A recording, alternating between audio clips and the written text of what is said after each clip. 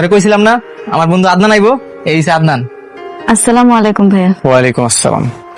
আচ্ছা থাক তাহলে, যে কোনো সময় কাজে আয় পড়বো। তোর বোন মাশাআল্লাহ অনেক সুন্দর, একদম পরীর মতো দেখ। যে ছেলেটা তোর বোনকে বিয়ে করবে সে তো ভাগ্যবান পুরুষ।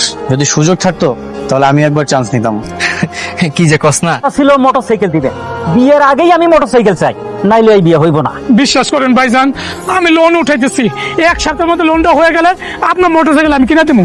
রাখেন মিয়া আপনার এইসব বিশ্বাসের কথা, এইসব কথা বাদ দেন। মোটরসাইকেল দিবেন, না হলে এই বিয়ে হইব না।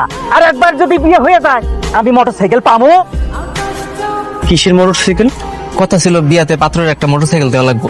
এখন সমিতির লোকটা অসুস্থ হয়ে পড়ছে, তো এই সপ্তাহে টাকাটা উঠাতে পারিনি। তার মানে তোরা যৌতুক দিচ্ছিস?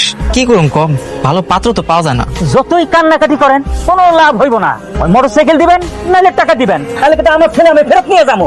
এইরকম ফকিন্নি ঘরে আমি ছেলে বিয়ে দিব না। ফকিনি তো আপনি। এই যুগে নিজের ছেলেকে বিয়ে করানোর জন্য ভিক্ষুকের মতো ভিক্ষা চাইছেন? আমি ভিক্ষুক? হ্যাঁ আপনি ভিক্ষুক। না না, আপনি ভিক্ষুক না, তাহলে তো তাদেরকে অপমান করা হবে। আপনার কি লজ্জা করে না? আপনি যে যৌতুক চাইছেন, একটা মানুষ তার আদরের মেয়েটাকে আপনাদের হাতে তুলে দিচ্ছে, আপনারা কিনা টাকা চাইছেন। আদনান চুপ কর।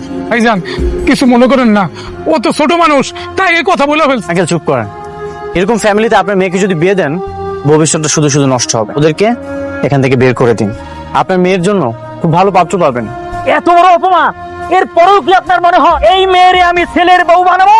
অসম্ভব। আরে রাখেন আপনার বিয়ে, 5 মিনিটের মধ্যে এখান থেকে বের হয়ে যান, আর অন্য কোথাও যে ভিক্ষা করেন যান। এই চল, এই ছোট লোকদের বাসায় আন না। আয়। এটা কি হইলো? এটা তুই কি করলি আদনান? তুই জানোস কত কষ্ট করে এই পাত্র ঠিক করছিলাম, আর তুই বিয়েটা ভাঙিয়ে দিলি।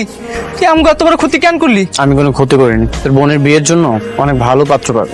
পাত্র? আমার বোন এখন বিয়া করবো কে? তুই করবি আমার বোনের বিয়া? হ্যাঁ আমি বিয়ে করবো। তোর বোনকে যখন প্রথম দেখেছিলাম তখন আমার অনেক ভালো লেগেছিল। দেখ, জন্ম মৃত্যু বিয়ে সবকিছু তো আল্লাহর হাতে। তুই এত কোটিপতি বাবার সন্তান, তুই আমার গরিব বোনের কেন বিয়া করবি? আমি তাকে ভালোবাসতে চাই, সারা জীবন একসাথে থাকতে চাই। তোমার বাবা কি করেন? ওর বাবা আদনান, যাকে প্রশ্ন করেছি তাকে কথা বলার সুযোগ দাও। সবজি বিক্রি করে। বাহ, আফতাব চৌধুরীর একমাত্র ছেলের শ্বশুর একজন সবজিওয়ালা। চুপ করো তুমি। কি বলতে চাও তুমি বাবা? একটা বস্তি সবজিওয়ালার মেয়ে এই বাড়ির পুত্রবধূ হতে পারে না। তুমি যদি আমাদেরকে মেনে না নাও তাহলে বাসা ছেড়ে চলে যাও। আমরা এখানেই থাকতে পারবো। দেখি যত দ্রুত সম্ভব একটা চাকরির ব্যবস্থা করতে হবে। চাকরিটা হয়ে গেলে তারপর একটা ভালো বাসা দেখে ভাড়া নিয়ে নিবো। আচ্ছা ঠিক আছে, কোনো সমস্যা হলে জানাইস কিন্তু। আমার জন্য আপনার কত বড় ক্ষতিটা হয়ে গেল। আপনার আম্মা আব্বা আপনার বাসা থেকে বাইরে করে